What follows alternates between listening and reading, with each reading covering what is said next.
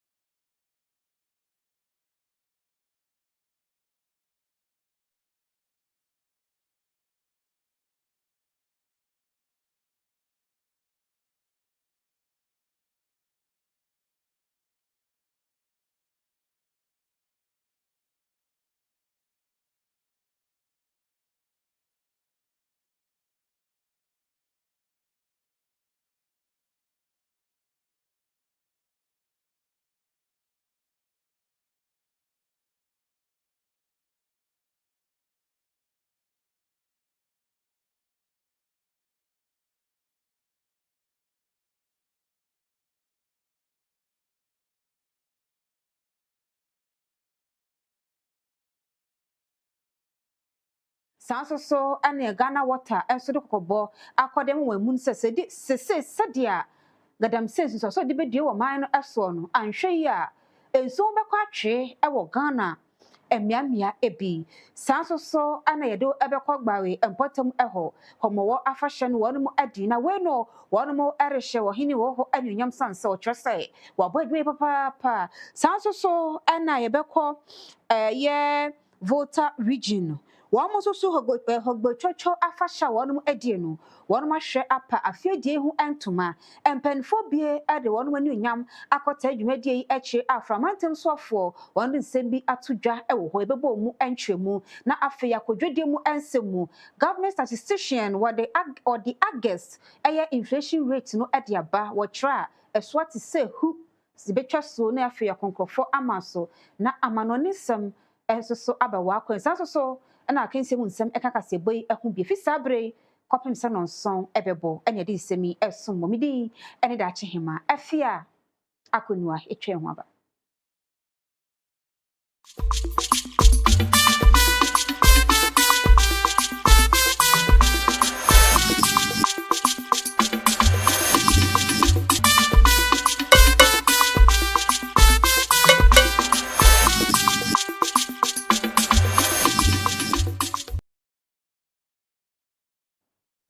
ensem na munchiremu enie Deputy National Elections Director Erma NDC amanyoko no eye Rashid Tanko computer era tudwa etrasa new jobin peso so eye mra hyebedwani eye new jobin south en peso so mra hyebedwani ono nyamfo Mike Wotrebe fi na so wode tudwa etrasa akwati aba election ndrada ekoso no NDC fodi nkunimu a wo be resign kra samra hyebedwani wonu akasa hu sedia result neba wotintim krata so Ghana for mo fan chame man kan ye kra na so Rashid Tanko say sa cha pay de omugitu mu enye se wonu mu NDC for na emomu no wo betintim krata so e de akoma chia me hinu ma hyebedwem e Urban Kingsford Sumana Bagin say ononyamfo Michael Wotrebe fi wo mepa chaw e wo mra hyebedwem wo pa ne nwanum ina cha wo sasem a wo kan no enti sa de etwase de wo kan NDC for wini no ese wo de dibre eto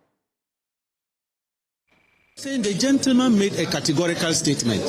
I will resign. Let us go and test their strength in that constituency and see whether that's a strong hold of the MPP. That's why you could stand and say he will resign. He was here with us. We are going to hold him. If he doesn't resign, we will write to the Speaker of Parliament.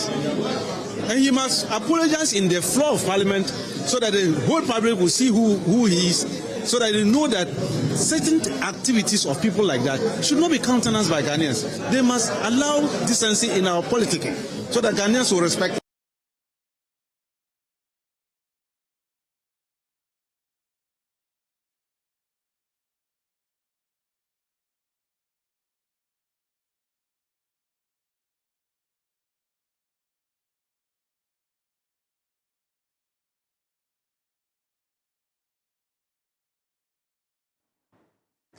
Ghana Water Company Limited so dia betudwa watcher say ensunsuanso agadam say no edidue eye wonomo dwumedi a womu die su no ano odene enu nti no anhwa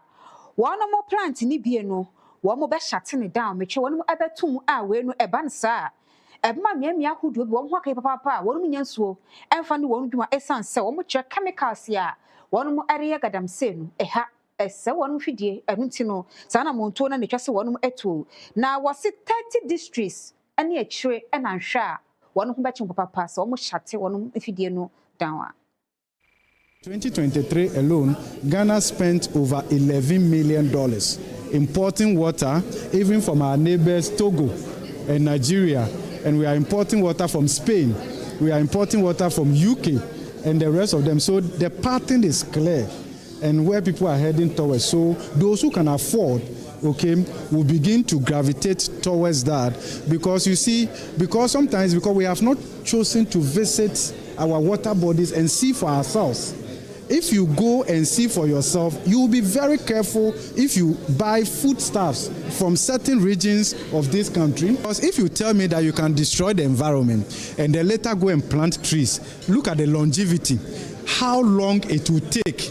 to get the land to its original state. It's not something to be contemplated. And all of that. So I think those are the things that we want to do. We are talking about it in bit and all of that. We deliver the wonderful speeches from government, from president and all of that. But the action on the ground is lacking. So this government has been in power for almost 7 months, 8 months. Okay, if we were serious about ESG at the national level, we should be able to see visible change in our water bodies by now.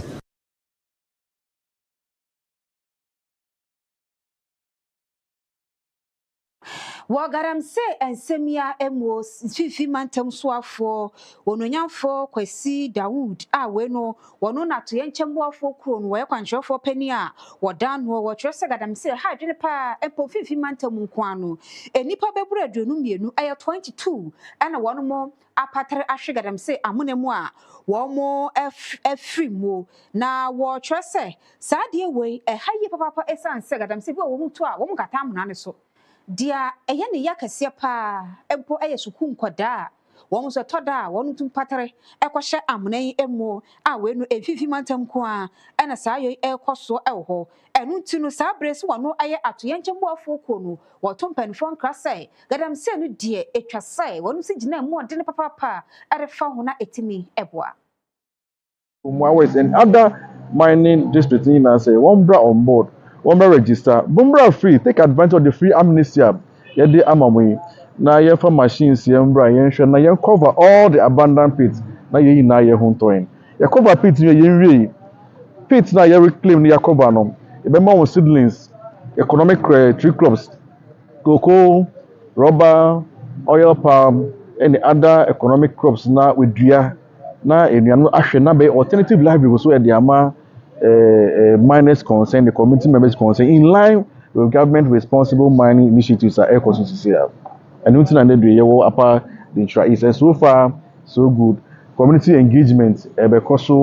public education because stakeholder engagement because and so you move to site nakasa for the actual work. Dr. Dawood when in kasa yemu biomono editor just a small scale miners no ombe hia se womu ebedi nhihye so de beya ebetumi aboa na afenso enkoba ne se wombetete ekuafo wo mpotemu ho no magege won sase aboso. Regional minister actually deployed the necessary equipment by way of transport and logistics complementing what the assemblies already on the area. I bet reclamation also in these areas. Reclamation in Upper Denshire is necessary because this year alone, you record only reported cases of 22 reported cases of drowning in pits, abandoned pits. The Brena minus Nibi, why Jimmy Yosemiko from Mehono Akotomu, Bisusu citizens of friends the municipality. If we put school children now, what happened school who say Sutu Uncle Hrono Kaka, now we were drowned. We will not sit down for this thing to continue and sana to whom and a mom. Apart from the fact to say, reclamation, I bet prevent the drowning of this nature. No, it's also one you save the environment by way of combating the environmental degradation in these areas. No, NADMO comes in strongly here because all these abandoned pits they contribute to some aspect of geological disaster that we deal with, mudslides, landslide, and all that. Now, I'm happy that directives are regional minister or the reclamation committee, you know. The committee would what the Juma Ecoso. And they are to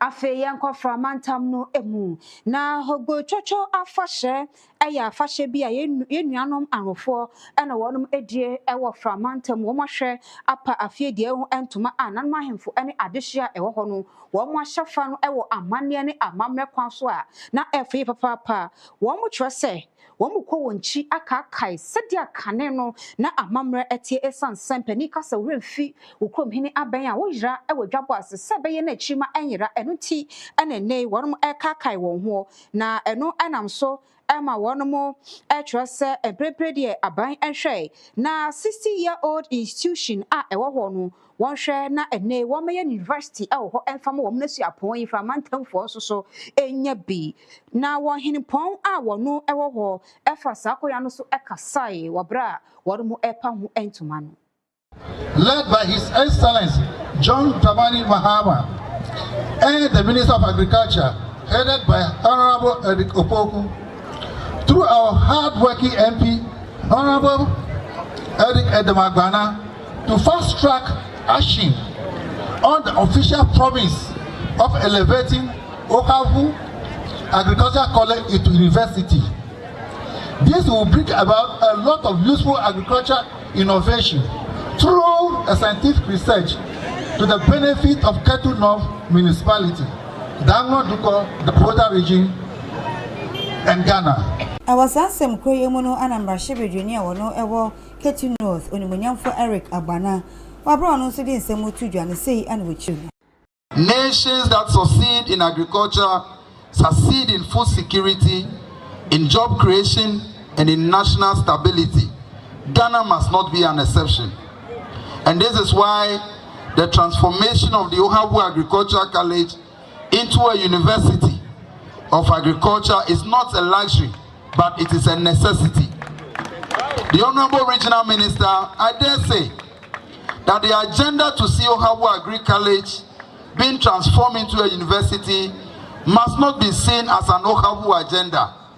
It must not be seen as a Ketu North agenda. It must be embraced as a regional agenda, because for far too long, governments have neglected this college, and I'm sorry to say, including my own NDC governments of the past. Volta Regional Minister James Gunuwa Bra Wakasa Wajumedi National Editu addition nim Sabaya Crado say woman he handsome no behwe aye ede ama bom. And I'm happy, and I want to commend the planners, the organizers, for choosing Ohabu Agri College as the vet for this particular program. This institution is crying to become a university, and we have listened to the cry, and we shall respond appropriately. It is very necessary because in Volta region, Agric alone employs 60% of our people.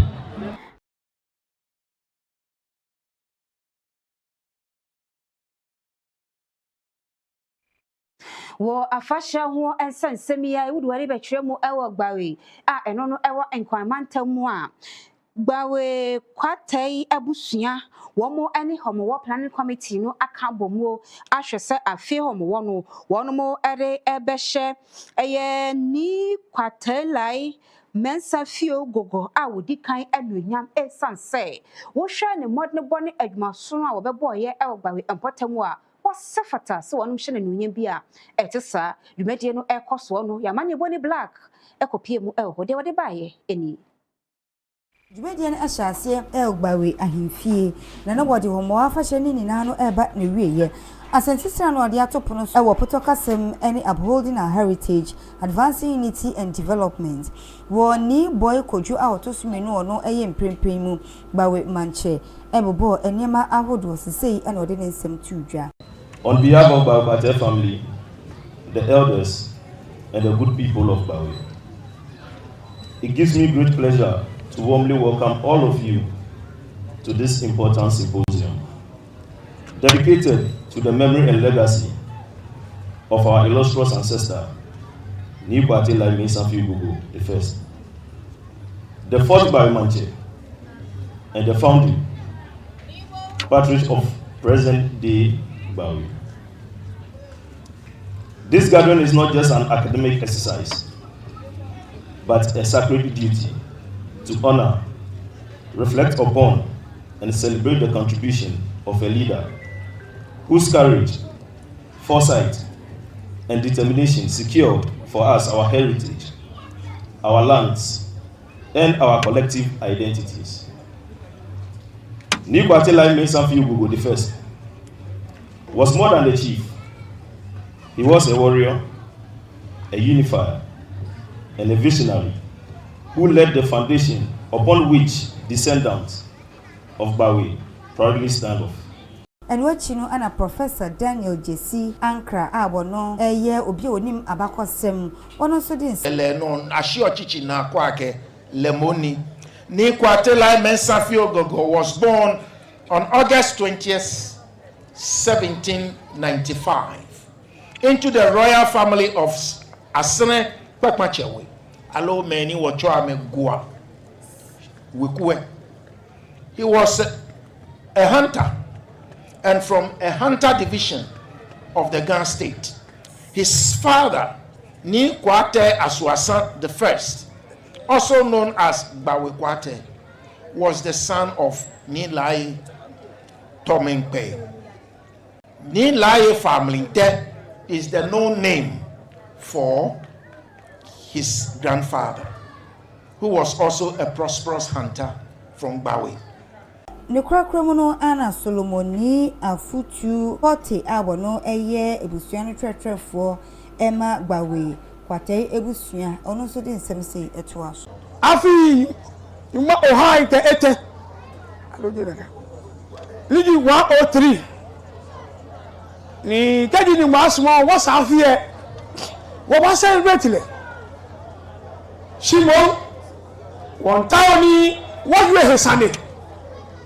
bonafe kadi wo bo enibi femo ni mo femo ana ke lele ni kwatela ni safio e ma chini ye gbawe ne ojogba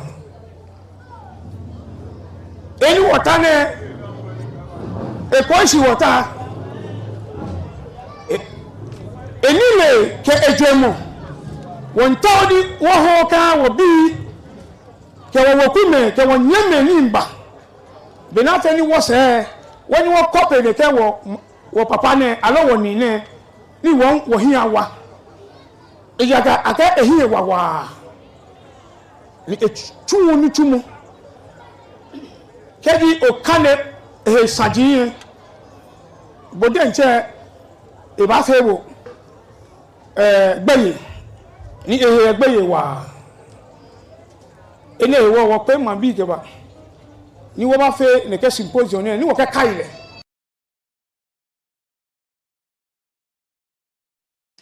abusia yetwa ensam no eso ne afi ni nkyere apomuden ensam emu mrahye bedwani adema adehye a wonum ewo apa dentra west abaton peso so ewo fifi mantamu ononyamfo amoako jampo ade ato aban wei anim sei wonhwe enfafa asoye hwe apomuden ho nsam so na animanim ya agenda 111 adehye wodi aso won susu anya bi wonhwe no nko wie ema wo na entime mmoa ma eba ayaresa wɔn so etimi nyayaresa pa emu de ewo eye empotam eho na wɔde saa disredie wei ade kɔma aban wa bra wɔn ankasa kɔbɔ nto akɔhwɛ sedia wɔn mato na jeje mu ewo.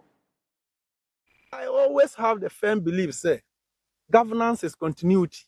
and this say aban fufuro bi ba edi say ni aban dada no eye no wɔto aso sie ka se ye gya egu say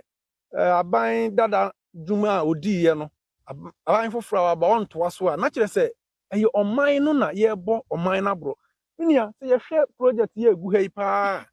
na say ya nto aso a na ye koya na ase ye bae enye oman no na ye bo oman na bro eye oman no na ye bo na bro ye bo school for nkura nso abro ye bo apa denchira west for nso abro mesre Ghana aban His Excellency John Dramani Mahama and the Minister for Education Ewura Haruna Idrisu say mesre wo ma animanim ya ma contractors no embra back no mewie ma ye minim say minim nua DC edi nkomo bebre ai otu ho anamo na minso mi tu ho anamo ebi nanso ba bi edu no my for ne bre school for ni su mi ankasa se toda na me ba ha se ya na me wure kura ahodi amankra no mesre ese aban no ebe ma no ho aye ha Minister for Education be ma no ho aye ha thing is a get fund project get fund administrator omum brem no omum meboa no omum yi project infi ho maye ese sa project infi ho maye Papa Denchira West dia so senior high school fi se ye bete de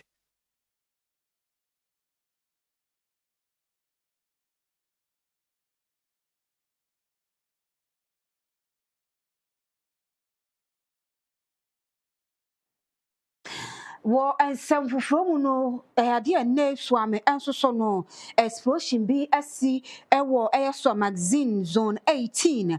and now some penny be when you ifishia adria 9 say send the tibia wom e mo me papa na we air gas explosion a see ye ho na no watch say wo drop bani ana afa ni meti na wonum e wo mechanic shop ya wonum asiesie wo mo hyen na sa explosion esie enam so Masaro Husemi Aba.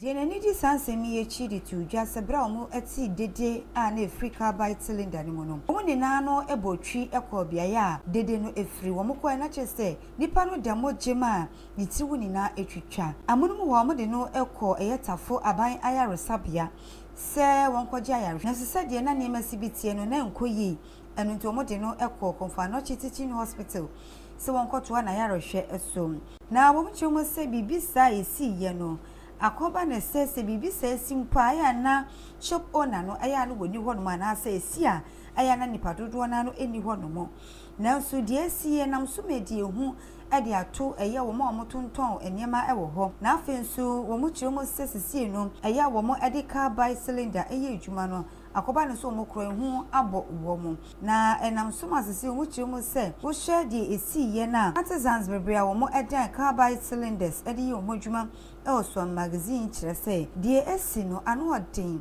ede hu kra to wo mo so amasisi ekra no enho adwuma no mpo wo mu hu se wo mo ye anaso wo mo ejaya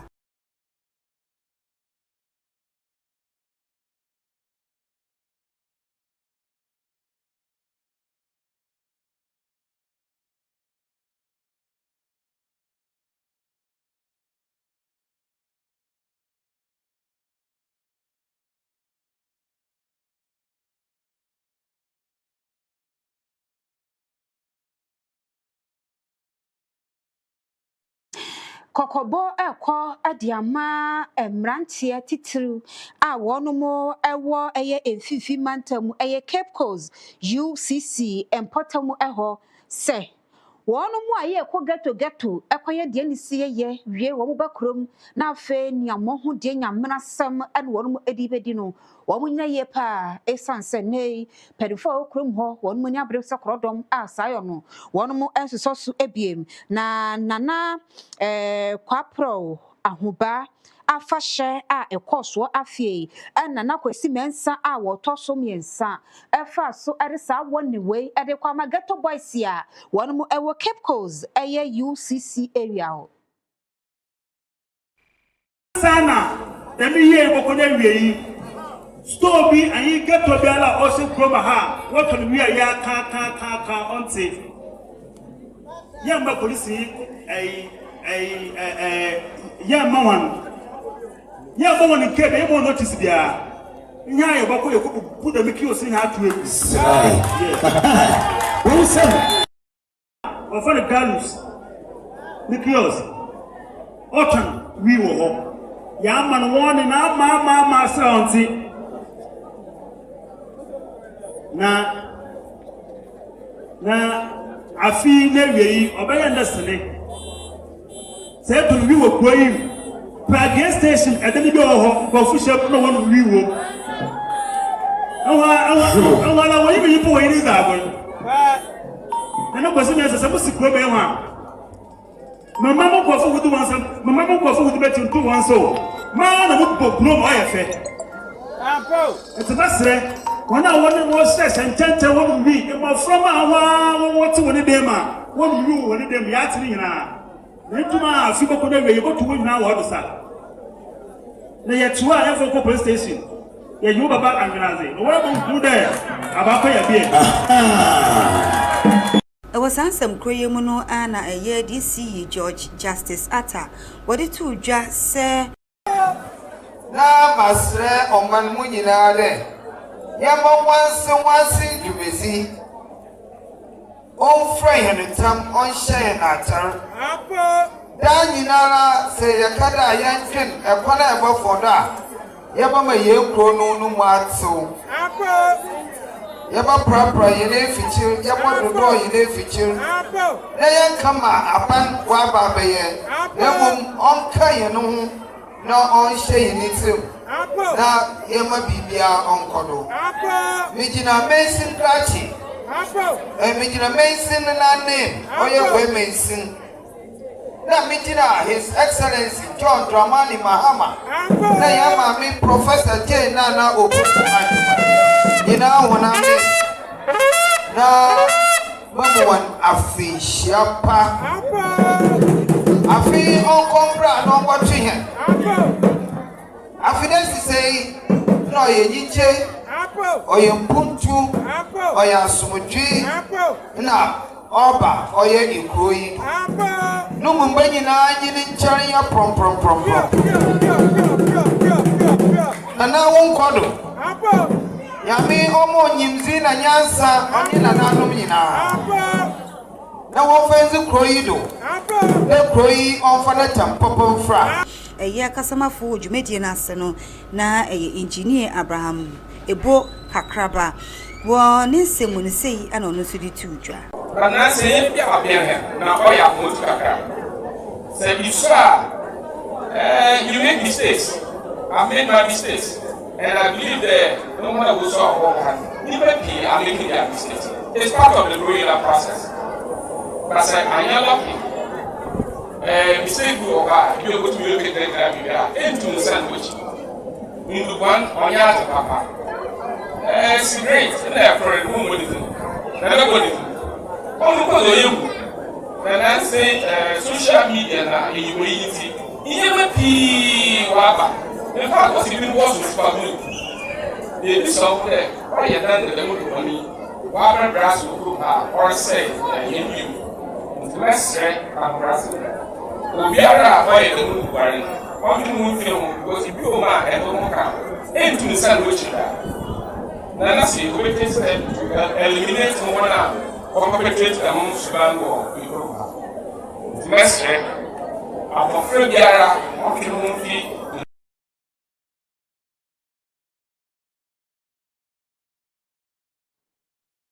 Na eyade akoko Research Institute of Ghana no ewo achim new tafo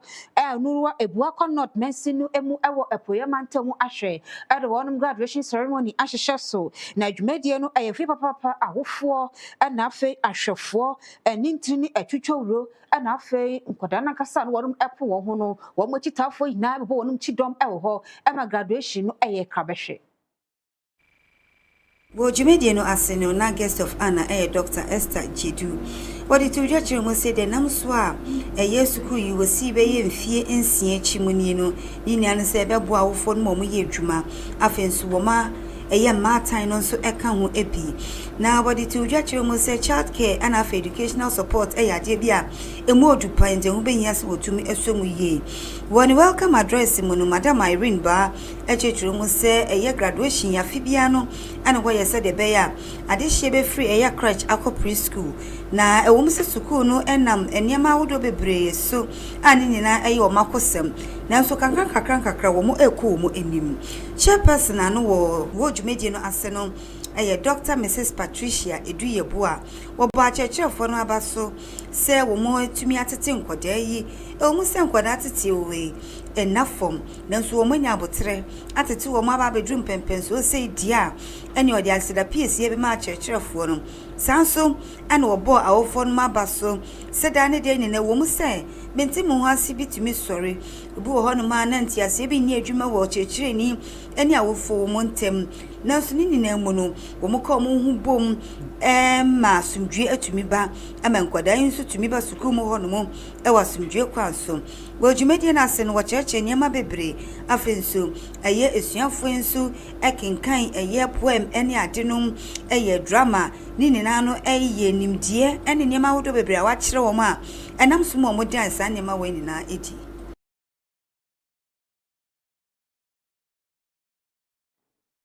Diadruso eye dwadie ene sikasem yeda na ehu aba.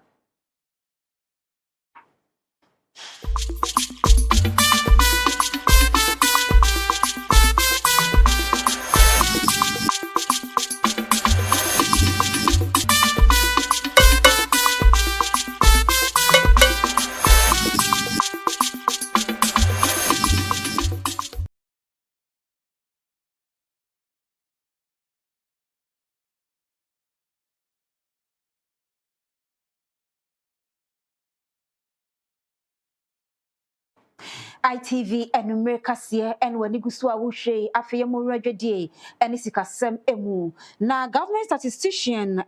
Dr. Alhassan Idrisu ere August inflation said de koe no ababetudwa na wo twese wo hwe August ya inflation no eso etie na se edropie ebegina 11.5% na nenchichemu no wo twese wo de to enfie beye enan ho a na trust we dey akofomi papa na ni nano enamo sadia sesei edwamu niama food inflation dey kan ho a eno na eka ho ntie inflation no August etimi adrop ebegina 11.5 what in some way atudwa e won sanjofo shiba sadia brano bia no wonu bunkunta erekire woman no. Inflation is falling steadily. Prices rose by 11.5% in August 2025, down from 12.1% in July. And as I mentioned earlier, this is the lowest inflation rate we've seen in almost 4 years, and it marks the 8th month in a row of decline. Overall prices actually fell by 1.3% between July and August 2025,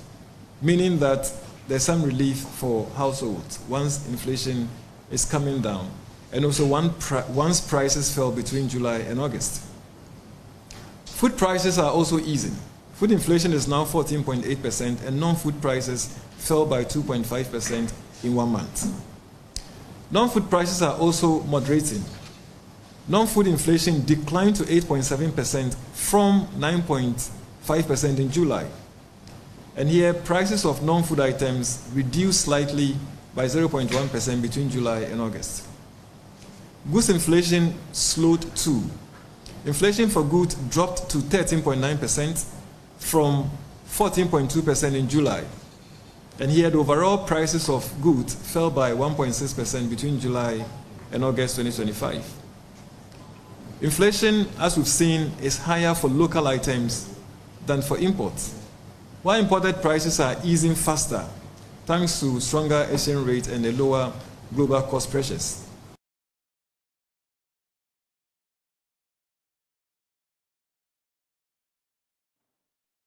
Abusia yenjina inflation ho sansemi eso na yenkwaje nkrato ye ba agudie mu nsem ebeto akasebo no so sisia ntia srew enkwachire.